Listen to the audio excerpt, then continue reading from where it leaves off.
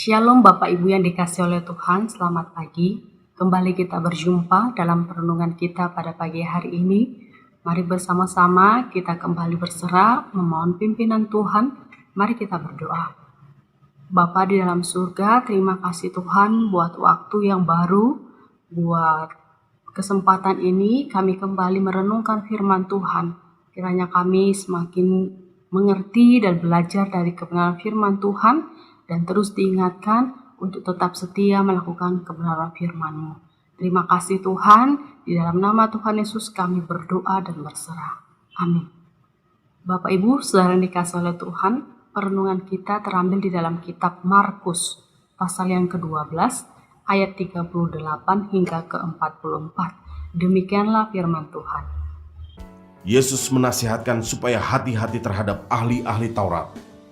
Dalam pengajarannya Yesus berkata, "Hati-hatilah terhadap ahli-ahli Taurat yang suka berjalan-jalan memakai jubah panjang dan suka menerima penghormatan di pasar, yang suka duduk di tempat terdepan di rumah ibadat dan di tempat terhormat dalam perjamuan, yang menelan rumah janda-janda, sedang mereka mengelabui mata orang dengan doa yang panjang-panjang.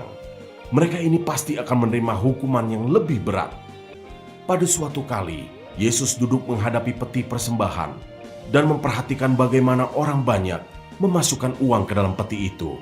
Banyak orang kaya memberi jumlah yang besar. Lalu datanglah seorang janda yang miskin, dan ia memasukkan 2 peser, yaitu 1 duit. Maka dipanggilnya murid-muridnya dan berkata kepada mereka, "Aku berkata kepadamu, sesungguhnya janda miskin ini memberi lebih banyak daripada semua orang yang memasukkan uang ke dalam peti persembahan. Sebab mereka semua memberi dari kelimpahannya, tetapi janda ini memberi dari kekurangannya, semua yang ada padanya, yaitu seluruh nafkahnya." Demikianlah pembacaan firman Tuhan. Bapak Ibu saudara dikasihi oleh Tuhan, tidak sedikit atau seringkali orang-orang memberi dengan satu hal yang sisa, sehingga seseorang tersebut sulit merasakan adanya pengorbanan dari pemberian. Ayat yang baru saja kita baca ini menjadi satu landasan yang baik mengenai persembahan atau pemberian.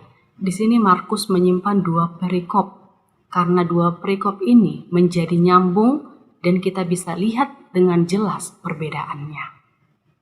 Dikontraskan antara 2 orang, seorang ahli Taurat dan seorang janda miskin. Dikatakan seorang ahli Taurat bukan hanya pemimpin agama, tetapi mereka juga melakukan kegiatan keagamaan. Mereka berdoa dengan keras-keras dan mereka juga melakukan hal-hal yang agamamis. Tetapi di sisi lain, mereka berusaha memperkaya diri mereka dengan merebut dan mengambil hak janda-janda. Dan dibandingkan dengan seorang janda miskin tadi, dikatakan bahwa dia bukan siapa-siapa. Dia bukan orang yang terkemuka dibandingkan dengan ahli-ahli Taurat.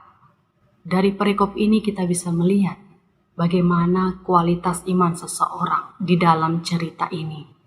Ada satu sikap pengorbanan yang boleh terlihat dari seorang janda miskin ini. Dan di sini juga kita lihat bagaimana Yesus menilai berbeda dari orang-orang biasa lainnya. Dikatakan bahwa Yesus melihat orang-orang memasukkan uang dengan jumlah yang besar ke dalam peti itu. Tetapi Yesus tidak melihat berapa jumlah uang yang diberikan orang kaya itu.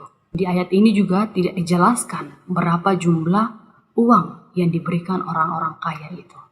Tiba-tiba pandangan Tuhan Yesus teralihkan kepada seorang janda miskin yang hanya memberikan 2 peser atau 1 duit pada waktu itu.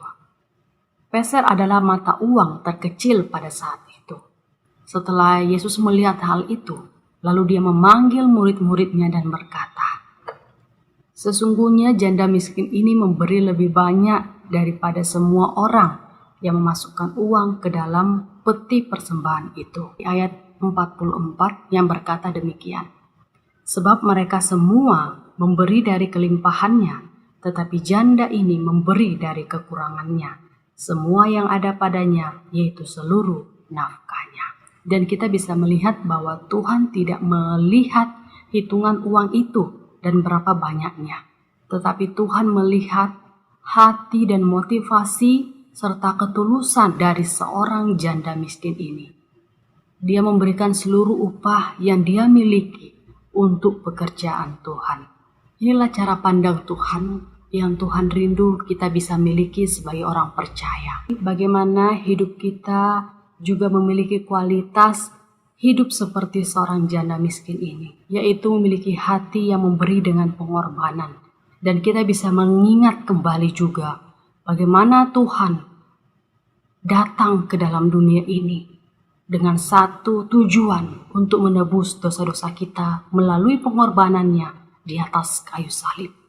Dia mengasihi kita, dia rela berkorban bagi kita semua. Dan seharusnya hidup kita juga penuh dengan kasih kepada Dia. Kiranya melalui kebenaran firman Tuhan ini, kita terus diingatkan dan tetap setia melakukan kebenaran firman Tuhan di dalam kehidupan kita. Amin. Mari kita berdoa. Bapa di dalam surga, terima kasih Tuhan buat kebenaran firman Tuhan hari ini yang kembali mengingatkan kami semua.